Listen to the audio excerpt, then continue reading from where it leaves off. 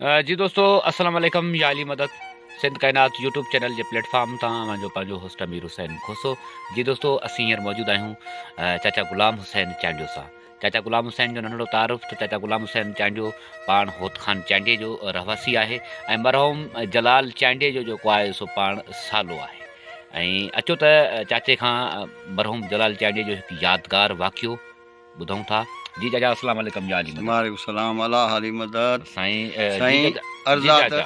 अर्ज़ात जलाल उन टाइम ते मोरे रहंदो हो। जी जॻह उन ते पंहिंजी हूंदी हुअसि। जी असां पाण में ॿई ॼणा गॾिजी बांधी रोड सां वञूं पिया जी बाज़ार में जी प्यादल पंध जी त वाणियो हिकिड़ो क़ुर शरीफ़ खणी आयो जी जंहिंजी चोर मेंह ॿधी आहे। जी जलाल हिन खां पुछो जी तूं वाणियो थी जी ऐं असांजो क़ुर पाक खयों अथई, जी छाजे लाइ, छा मसइलो आहे तुंहिंजो, मूंखे ॿुधा।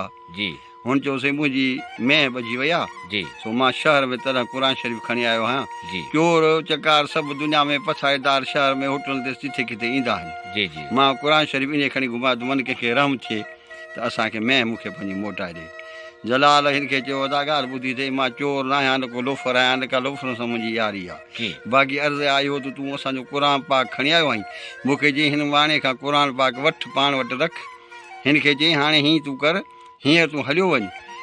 अंगारे वारे ॾींहुं असांजे ॻोठ में मंडी थींदी आहे, जी उते चई अचिजांइ, जंहिं मेंह ते हथु रखंदे इन क़ुर पाक ते मां घर जा पैसा भरे तोखे मेंह काहे वञी घर खीर पी।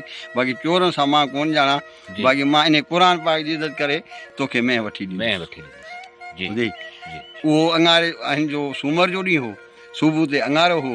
मूंखे चवंदा कपिड़ा लटा पा चार थी, हुन सां वाइदो थियल हुन ख़ाली मेंह वठी ॾियो। असां आयासीं, वाणियो आयो, वाणे खे 5000 रुपए रोक जे हिसाब सां मेंह वठी हुनखे हथ में ॾेई रसो, चई दादा खीर वञी पी, जे हू तोखे हिन क़ुर ते मेंह ॾियनि त बि वञी झलजांइ, जी। पर हिन क़ुर ते मां तोखे वठी थो ॾियां, हीअ मेंह जेका आहे तूं वञी पाण वटि झल वञी खीर। माना टे टाइम में 5000 में मैं बाक़ी 5000 जी अहमियत पंज हुई। हा अहमद बिल्कुलु। 5000 रुपया मां क़ुर पाक या ते तोखे ॾियां केतिरी थो। पुराणी ॻाल्हि ॿुधायो सही पिया? आहे, तमामु पुराणी कहाणी आहे। अच्छा, माना उन ते मरहूम जलाल चांडिये जो जेको उरूज आहे हो, सो उरूज हो। उरूज हो, ॻाइण जो उरूज हो, अच्छा सफ़ा उरूज हो। अच्छा ॿुधी न, जी इहा उरूज वारी हुनजी कहाणी आहे। अच्छा अच्छा हा, या हू ॿियो को माण्हू ईंदो हो, जी मिसाल अहिड़ो माण्हू अची वेंदो ग़रीब शरीफ़, त बि हुनखे चवंदो अदा जो छा खपे, कपिड़ा या 5 रुपया ॾींदो, सो चवंदो आहे भाई राहे मोला खणी 2 रुपया मां तोखां कोन वठंदुसि। मरहूम जलाल चांडिये जी सखावत इहा सखावत हुई। बिल्कुलु सही। केरु बि हूंदो हो हींअर बि जेको, हुनजूं मशहूरु सखावतूं आहिनि। अॼु बि हा, हुनजी औताक जेका आहे हुनजा पुट जेके आहिनि से उहो संभालियो ऐं वेठा आहिनि। इहा हुनजी तमामु पुराणी कहाणी हूंदी हुई। जी जी महिमान नवाज़ ईंदो हो, जी उथी अॻिते वञी हुनखे हथु ॾेई वेहंदो, मानी अवल हुनखे खाईंदो, पोइ पाण खाईंदो पाण हो। खाईंदो। ऐं इहा चवणी हुनजी हूंदी हुई त दादा मां खणी किथे पहुची वञा, पर हीअ पेरनि उघाड़ा जेके मुंहिंजा ॿाहिरि आहिनि इहे मूंखे वधीक आहिनि। वधीक आहिनि। बिल्कुलु साईं, हे हुई जलाल चांडियो जो यादगार कहाणी।